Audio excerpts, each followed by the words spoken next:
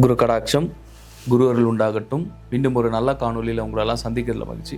அதாவது இந்த ஓம் அப்படின்ற சத்தம் என்ன, எதற்காக நம்மளுடைய ஹிந்துவாக இருக்கட்டும் மற்ற மதங்களில் இந்த ஓம் என்கிற மகா மந்திரத்தை பயன்படுத்துகிறாங்க. இதை பற்றின ஒரு அவேர்னஸோ இல்லை இந்த ஓம் என்ற சொல்லுக்கும் நமக்கும் என்ன மாதிரியான ஒரு ஆன்மீக தொடர்பு ஏற்படுகிறது? அப்போ ஒரு மனிதன் ஒரு நாள் முழுவதும் இல்லை ஒரு நிமிடத்தில் ஓம் என்று உச்சரிக்கும் பொழுது அவனுள் நடக்கின்ற மாற்றங்கள் என்ன அப்படின்றத நம்ம இந்த வீடியோவில் நான் உங்களுக்கு தெளிவாக உங்களுக்கு எக்ஸ்பிளைன் பண்ணுறேன். இது ஞான ரீதியாகவும் சரி, அறிவியல் ரீதியாகவும் அந்த வார்த்தைக்கு அப்படி ஒரு சக்தியும் ஒரு மகத்துவமும் இருக்குது.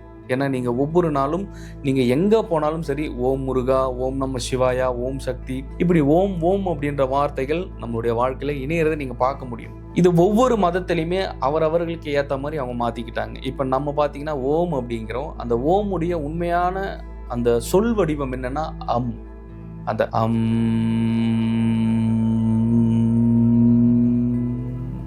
இந்த அம் தான் இஸ்லாமியத்தில் பார்த்தீங்கன்னா அமீன் அப்படின்வாங்க. இப்போ இப்படி சத்தம் ஓடுது. இதை இஸ்லாமியத்தில்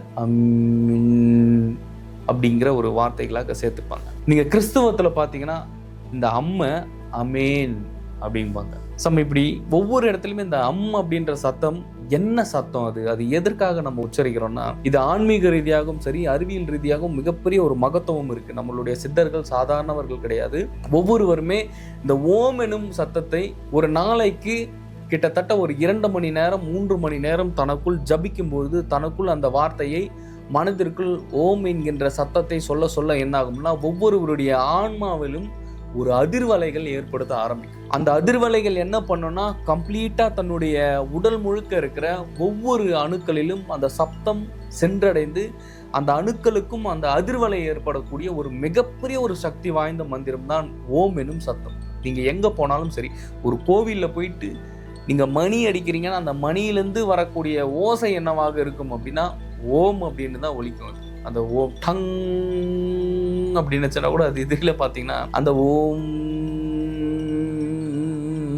அந்த சப்தம் வரும். இந்த சப்தம் ஒவ்வொருவரும் எங்க உணர வேண்டும் என்றால், யோக நிலையில் ஒவ்வொருவருடைய தேர்ட் ஐ ஓப்பன் ஆகிரும் போதும், ஒவ்வொருவருடைய சகஸ்கார சக்கரம் திறந்த பிறகு அண்ட பெருவெளியில் ஏற்படுகின்ற ஒரு ஓம்காரநாதம், ஓம்கார சத்தம் தான் அந்த சத்தம். அந்த சத்தத்தை ஒவ்வொருவரும் இல்லை, ஒவ்வொரு ஞானியர்களும் சித்தர்களும் அந்த சத்தத்தை முழுவதுமாக உணர்ந்து அதிலிருந்து பெறக்கூடிய அந்த சக்தியினையும் அந்த உணர்வின் உண்டான அந்த சப்தம் அந்த ஓம்கார நாதம். அந்த ஓம்கார நாத சத்தத்தை ஒவ்வொருவரும் ஒரு உயர்ந்த ஒரு பயிற்சியில் நேரத்தை கடந்து போகும்போது இறுதியா அந்த சப்தம் எங்க கிடைக்கும்னா, ஒவ்வொருவருடைய சுழிமுனை திறந்த பிறகு ஏற்படக்கூடிய ஒரு மிக உன்னதமான ஒரு உணர்வு நிலையினுடைய உச்சகட்டமான ஒரு சப்தம் தான் அது. அங்குதான் இறைவனோட தரிசனமும் சித்தர்களுடைய தரிசனமும் பரிபூர்ணமாக கிடைக்கும். ஏன்னா இங்க எல்லாமே ஒரு அலைவரிசைகள் தான். அந்த அலைவரிசைகளோட சட்டமும் அதுதான். நீங்க எது எடுத்துக்கிட்டாலும் சரி, இந்த ஓம் எனும் நாதம் சப்தம் தான்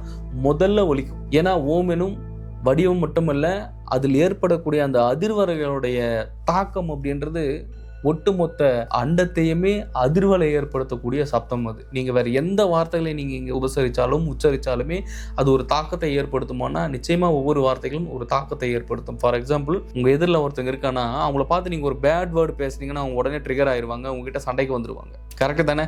அப்படி அந்த வார்த்தை அவங்களுக்கு ஒரு ட்ரிகர் பண்ணும், ஒரு கோபத்தை உண்டு பண்ணும். அதே மாதிரிதான் ஓம் எனும் சப்தம்.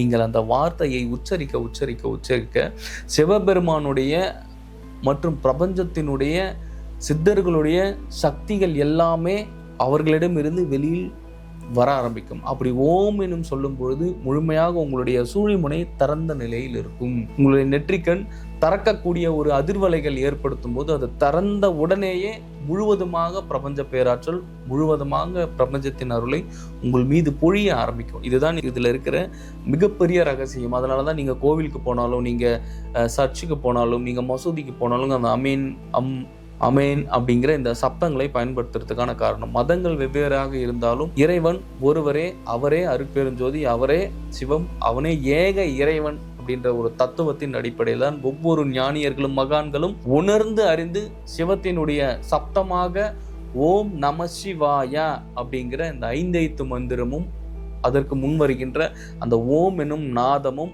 இல்லாமல் ஒட்டுமொத்த அண்டமும் கிடையாது, பிண்டமும் கிடையாது. ஸோ ஒவ்வொருவரும் நீங்கள் ஓய்வாக இருக்கும் நேரத்தில் ஓம் எனும் மந்திரத்தை ஒவ்வொருவரும் உச்சரிக்க அதனுடைய அதிர்வலைகள் உங்களுடைய மனதில் ஏற்படக்கூடிய எந்த விதமான எதிர்வலைகளாக இருந்தாலும் சரி, எந்த விதமான ஒரு எதிர் எண்ணலைகளாக இருந்தாலும் சரி, அந்த அலைகளை குறைத்து முழுவதுமாக ஒரு நேர்மறை எண்ணங்களை உற்பத்தி செய்து கொடுக்கக்கூடிய ஒரு சக்தி இந்த ஓம் எனும் மந்திரத்துக்கு இருக்கு. அதனாலதான் ஓம் நம சிவாயா, ஓம் முருகா, ஓம் ஓம் ஓம் அப்படிங்கிற எல்லா வார்த்தைகளும் நம்மளுடைய முன்னோர்கள் ஒவ்வொரு செயலிலும் கொண்டு வந்ததற்கான காரணம். அது மட்டும் இல்லாமல் இன்னும் பிரம்மயோகம் போன்ற உயர் ரக பயிற்சிகளை ஒவ்வொருவரும் எடுத்து செய்யும் போது முழுமையாக அந்த ஓம் எனும் சப்தத்தை உங்களுடைய உள்ளுக்குள்ளே கேட்கக்கூடிய ஒரு பரம ரகசியம் அப்படிங்கிறது பயிற்சிக்குள்ளார கிடைக்க ஆரம்பிக்கும். ஸோ பயிற்சியை மேற்கொள்பவர்களுக்கு எளிமையாக இந்த வினைகள் கழிந்து முழுவதும் சிவத்தை அடையக்கூடிய ஒரு வழியும் ஒரு சூட்சமும் பிரம்மயோகத்தில் இருக்கு என்பதை இந்த நேரத்தில் நான் பதிவு செய்து கொள்கிறேன். இந்த பதிவு உங்களுக்கு பயனுள்ளதாக இருக்கும் என்று நான் நினைக்கிறேன். மீண்டும் அடுத்த காணொளியில் சந்திக்கலாம். குரு கடாட்சம்.